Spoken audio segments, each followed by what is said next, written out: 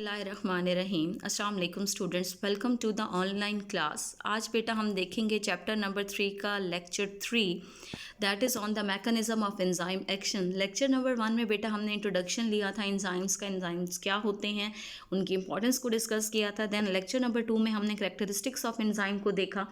आज बेटा जो चीज़ हम डिस्कस करेंगे वो हमारे पास है मैकेनिज़्म ऑफ एंजाइम एक्शन। कहता है बेटा कि एंजाइम जो होते हैं वो 3 डायमेंशनल ग्लोबुलर प्रोटीन है, मतलब 3 डायमेंशनल हमारे पास क्या है 3D ग्लोबुलर प्रोटीन है, जिसके अंदर स्पेसिफिक केमिकल कंपोजिशन भी बेटा पाई जाती है। वो क्यों पाई जाती है? क्योंकि उसके अंदर अमाइनो एसिड्स के कंपोनेंट्स पाए जाते हैं, जिसकी वजह से एक स्पेसिफिक शेप वो क्या करता है, अटेन करता है। इसीलिए उसके अंदर स्पेसिफिक क्या है, केमिकल कंपोजिशन बेटा वो एग्जिस्ट कर रहा है। फिर वो कहता है कि एंजाइम जो होते हैं, जितने भी एंजाइम हैं, उनके अंदर स्पेसिफिसिटी जो होती है वो रिकॉग्नाइज भी की जाती है और रिएक्ट करते हैं with a special chemical substance called substrate. कहते हैं कि जितने भी हमारे पास एंजाइम्स हैं बेटा, उनकी स्पेसिफिसिटी को की शनाख्त भी की जाती है। रिकॉग्नाइज का मतलब बेटा होता है शनाख्त देना, और फिर वो रिएक्ट करते हैं एक स्पेसिफिक केमिकल सब्सटेंस के साथ, और वो उस चीज़ को हम क्या कहते हैं, सबस्ट्रेट कहते हैं। जिस तरह हमने लेक्चर नंबर 1 में बेटा डिस्कस किया था कि सबस्ट्रेट एक ऐसी चीज़ होती है जो एक सब्सटेंस हम कहते हैं जो एक एक्टिव साइट पे आके अपनी बाइंडिंग करेगा और केमिकल रिएक्शन को वो प्रोसीड करवाएगा। कहते हैं कि एंजाइम्स जो हैं बेटा वो रिएक्ट करेंगे with a specific substrate and transform into the product. एक स्पेसिफिक सबस्ट्रेट के साथ एंजाइम आके रिएक्ट करेगा ताकि वो बेटा अपना रिएक्शन प्रोसीड कर सके, जिसके रिजल्ट में एक फाइनल प्रोडक्ट क्या हो जाता है, गेन हो जाता है। It is then release unaltered, it is release unaltered, that's mean बेटा जब प्रोडक्ट बन जाएगा तब वो एक्टिव साइड से बेटा डिटैच करेगा, उसकी अपनी नेचर के अंदर, उसके अपने स्ट्रक्चर के अंदर कोई भी तब्दीली नहीं आएगी। And thus can be used again and again. बेटा जिस तरह हमने पहले भी कहा था, करेक्टरिस्टिक्स में हमने डिस्कस किया था, जो हमारे पास सेकंड पॉइंट था कि बेटा ये इंक्रीज़ करते हैं रेट ऑफ रिएक्शन को विदाउट देमसेल्व्स बीइंग यूज। तो यहाँ पे वही बात कर रहा है कि जैसे ही आपके पास प्रोडक्ट बन जाता है वो एक्टिव साइड को वहाँ से रिमूव करेगा, एक्टिव साइड से ये रिमूव होगा और दोबारा वो नेक्स्ट प्रोसेस को स्टार्ट करने के लिए वो इस्तेमाल किया जा सकता है। बेटा आप इक्वेशन देखेंगे जहाँ पे वो लिखता है E that stand for the enzymes, plus वो रिएक्ट कर रहा है S that's it the substrate. फिर ये आपके पास रिवर्सिबल रिएक्शन है, जब वो रिएक्ट करते हैं तो आपके पास बनता है एंजाइम सबस्ट्रेट कॉम्प्लेक्स बनेगा। कॉम्प्लेक्स बनने के बाद वो कन्वर्ट हो जाते हैं दोबारा किसके अंदर बेटा, एक एंजाइम जो वहाँ से पहले से डिटैच्ड हो रहा है, और प्लस आपके पास एक फाइनल इनिशियल प्रोडक्ट क्या हो जाएगा, फॉर्म्ड हो जाएगा। तो एंजाइम्स प्लस सबस्ट्रेट मिलके क्या बनाएंगे, एंजाइम सबस्ट्रेट कॉम्प्लेक्स बनेगा। एंजाइम सबस्ट्रेट कॉम्प्लेक्स जब बनेगा तो उसके बाद एंजाइम्स एक्टिव साइड से डिटैच करेगा। क्यों? क्योंकि वहाँ पे फाइनल प्रोडक्ट पी की क्या हो चुकी है, फॉर्मेशन हो चुकी है। फिर बेटा वो एक्टिव साइट को यहाँ पे दोबारा से डिफाइन करेगा कि आपको बताना चाह रहा है कि एक्टिव साइट बेसिकली है क्या। कहते हैं enzyme and substrate react each other through a definite charge bearing site of enzyme is known as a active site। अब वो कहता है बेटा कि एंजाइम्स जो होते हैं और जो सबस्ट्रेट हैं वो एक स्पेसिफिक चार्ज बियरिंग साइट के ऊपर क्या करेंगे बेटा, रिएक्ट करेंगे, और वो जो चार्ज बियरिंग साइट होती है उसको हम क्या कहते हैं, एक्टिव साइट कहते हैं।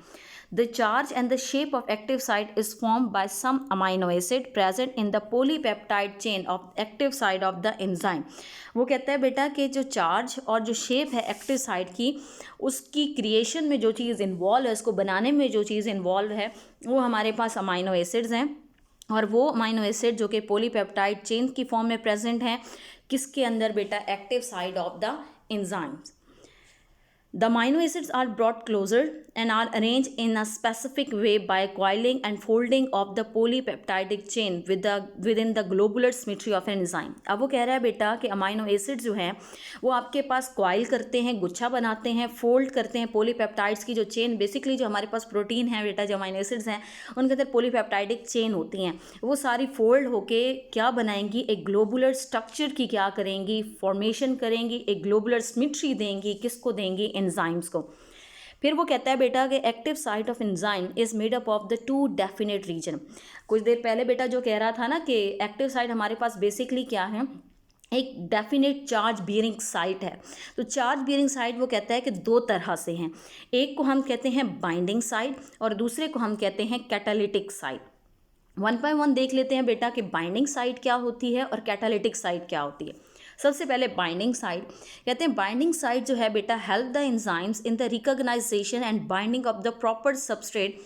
अब वो कहता है कि एंजाइम की ये मदद करती है किसके अंदर, रिकॉग्नाइजेशन शनाख्त देने में, और एक्टिव साइड पे बाइंड करने, एंजाइम को बाइंड करवाना है किस पे, एक्टिव साइड पे, या आप कहे सबस्ट्रेट ने बेटा एंजाइम्स के ऊपर एक्टिव साइट के ऊपर बाइंड करना है ताकि वो एक प्रॉपर आपके पास रिएक्शन को प्रोसीड कर सकें, ताकि वो एंजाइम सबस्ट्रेट कॉम्प्लेक्स की क्या करे, फॉर्मेशन करे।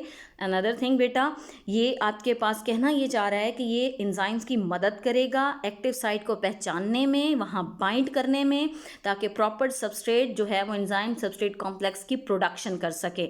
And this reaction activate the catalytic activity, और फिर कहता है ये जो रिएक्शन है ये हमारे पास एक्टिवेट करेगा किसको, कैटालिटिक एक्टिविटी को। दूसरी साइट हमारे पास है बेटा कैटालिटिक साइट। कैटालिटिक साइट कहता है एक्टिवेटेड कैटालिटिक साइट जो है catalyse the transformation of substrate into the product. इसका काम क्या है बेटा, ट्रांसफॉर्मेशन का मतलब होता है तब्दील करना, सबस्ट्रेट का किसके अंदर, प्रोडक्ट के अंदर क्या हो जाना, तब्दील। पहले वाली बाइंडिंग साइट जो थी ना बेटा वो लोकेशन अलॉटेशन कर रही थी जगह की कि यहाँ पे आगे बाइंड करना है ताकि एंजाइम सबस्ट्रेट कॉम्प्लेक्स बन सके। अब जो हमारे पास कैटालिटिक साइट है ना बेटा वो सबस्ट्रेट को फाइनल प्रोडक्ट के अंदर क्या करेगी, तब्दील करेगी, फाइनल प्रोडक्ट की फॉर्मेशन करेगी। Thus, enzyme after catalysis detach itself to form the product unchanged। अब वो कह रहा है बेटा कि जैसे ही आपके पास फाइनल प्रोडक्ट बन जाएगा, enzyme catalysis mean reaction complete होने के बाद वो एक्टिव साइट से अलग हो जाएगा। अलग होने के बाद वो आपके पास एक प्रोडक्ट की फॉर्मेशन करेगा, प्रोडक्ट की नेचर के अंदर कोई भी चेंजेस नहीं आएगी। बेटा यहाँ पे बहुत ही इंपॉर्टेंट शॉर्ट क्वेश्चन आता होता है, व्हाट इज़ एक्टिव साइट, या define active site and describe its two regions, या write down its two regions. तो जिसमें आप बताएंगे कि एक्टिव साइट हमारे पास डेफिनेट चार्ज बियरिंग साइट होती है, ठीक है, ये बताएंगे। फिर इसके बाद बताएंगे इसमें दो रीजन्स आते हैं, एक बाइंडिंग साइट आती है और एक कैटालिटिक। फिर आप बाइंडिंग साइट को एंड कैटालिटिक साइट को यहाँ पे क्या कर देंगे, डिफाइन कर देंगे। ये आपके पास बहुत इंपॉर्टेंट शॉर्ट क्वेश्चन है। फिर उसके बाद बेटा हमारे पास टॉपिक है फीडबैक मैकेनिज्म या फीडबैक इनहिबिशन मैकेनिज्म क्या है बेटा, इसको देख लेते हैं। इसमें कहता है कि एंजाइम जो हैं बेटा वो एक्ट करेंगे series of chemical reaction in particular order to complete the metabolic pathways. Number 1 यहाँ पे जो चीज़ कहना चाहिए चाह रहा है बेटा कि हमारे पास जो एंजाइम्स हैं वो मेटाबॉलिक पाथवे को क्या करवा रहे हैं, कंडक्ट करवा रहे हैं, जिसमें एंजाइम सीरीज़ के अंदर क्या होते हैं, अरेंज होते हैं, 1 2 3 4 मतलब इस तरह करके वो अरेंज्ड होंगे। जिस तरह फोटोसिंथेसिस के अंदर जो इस्तेमाल होंगे, जो रिस्पायरेशन के अंदर इस्तेमाल होंगे, वो सारे सीरीज़ के अंदर क्या होंगे बेटा, अरेंज होंगे। The successive enzymes containing these reactions are normally present together in a precise order of the reaction in such that substrate molecule literally be hang from one enzyme to another forming enzyme to enzyme chain, that is also known as chain to chain reaction भी बेटा इसको हम कहते हैं। जिस तरह आप नीचे देखेंगे जहाँ पे एक बॉक्सेस आपके पास बने हुए हैं जिसमें वो लिखते हैं इनिशियल सबस्ट्रेट आपके पास ए है जिसने फॉर्मेशन करनी है आपके पास प्रोडक्ट की, यहाँ पे एंजाइम 1 आके रिएक्ट करेगा और वो आपके पास बी प्रोडक्ट की क्या करेंगे, फॉर्मेशन करेंगे। अब बेटा हमारे पास क्या है, इनिशियल सबस्ट्रेट ए है, सबस्ट्रेट ए पे एंजाइम 1 रिएक्ट कर रहा है तो वो हमारे पास प्रोडक्ट बी बना रहा है। लेटर ऑन प्रोडक्ट बी जो है अब बेटा वो क्या बन जाएगा, सबस्ट्रेट बन जाएगा जब उस पे एंजाइम 2 आके क्या करेगा, रिएक्ट करेगा। पहले बी हमारे पास क्या था बेटा, प्रोडक्ट था, अब वो प्रोडक्ट चेंज हो रहा है किसके अंदर, सबस्ट्रेट, उसकी कैटेगरी क्या हो रही है, चेंज, क्योंकि उसके ऊपर क्या रिएक्ट कर रहा है, एंजाइम 2।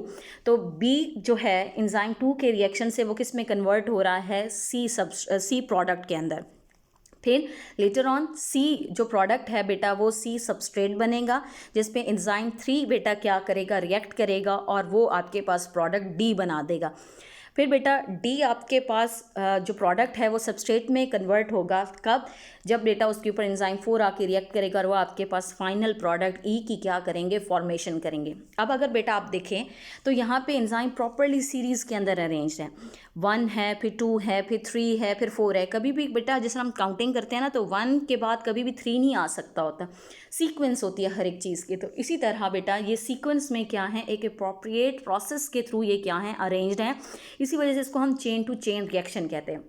बेटा अब क्या हो गया कि हमारे पास फाइनल प्रोडक्ट जो हमें रिक्वायर था, जो हमारी रिक्वायरमेंट थी वो फुलफ़िल हो गई है। वो किसने फुलफ़िल कर दी है, हमारे पास सबस्ट्रेट या प्रोडक्ट ई ने क्या कर दिया बेटा, फुलफिल कर दिया है। अब प्रोडक्ट ई जो होगा वो जाके एंजाइम 1 की पीछे से सिक्रीशन को क्या कर देगा, उसकी प्रोडक्शन को स्टॉप कर देगा।